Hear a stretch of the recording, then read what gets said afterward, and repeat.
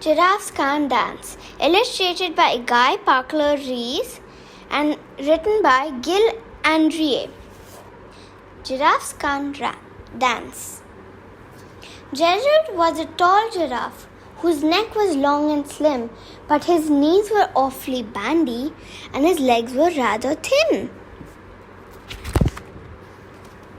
He was very good at standing still and munching shoots of trees, but when he tried to run around, he'll buckle at the knees. Now, every year in Africa, they would hold the jungle dance, where every single animal turns up to skip and prance. This year, when the day arrived, poor Gerald felt so sad because when it came to dancing, he was really very bad. The warthogs started waltzing, and the rhinos rock and rolled. The lions danced a tango, which was elegant and bold.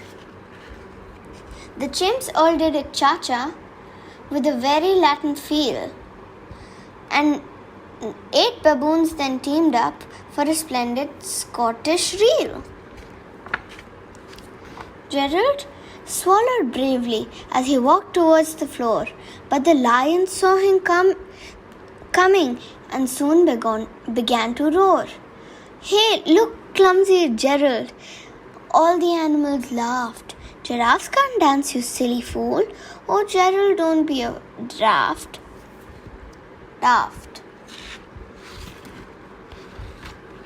Gerald simply froze up. He was rooted to the spot. "They're right," he thought. "I'm useless. I feel like such a clod." So he crept off from the dance floor and started walking home.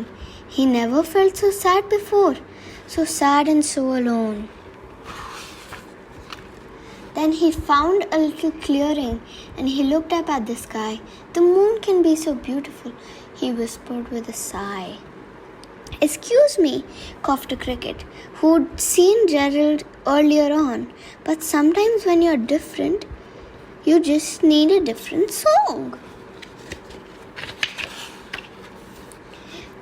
Listen to the swaying grass and listen to the trees. To me, the sweetest music is the branches in the breeze. So imagine that lovely moon is playing just for you. Everything makes music if you really want it to.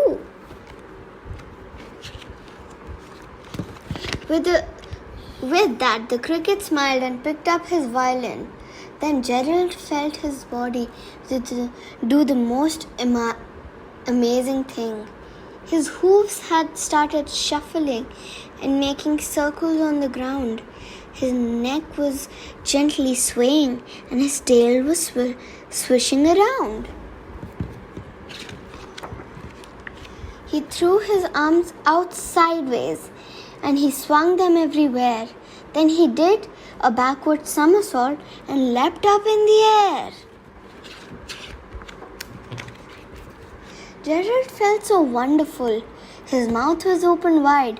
"I'm dancing! Yes, I'm dancing! I'm dancing!" Gerald cried. One by one, each animal who'd been there at the dance arrived while Gerald boogied on and watched him quite entranced. They shouted, "It's a miracle! We must be in a dream! Gerald's the best dancer that we've ever seen." "How is it you can dance like that? Please, Gerald, tell us how."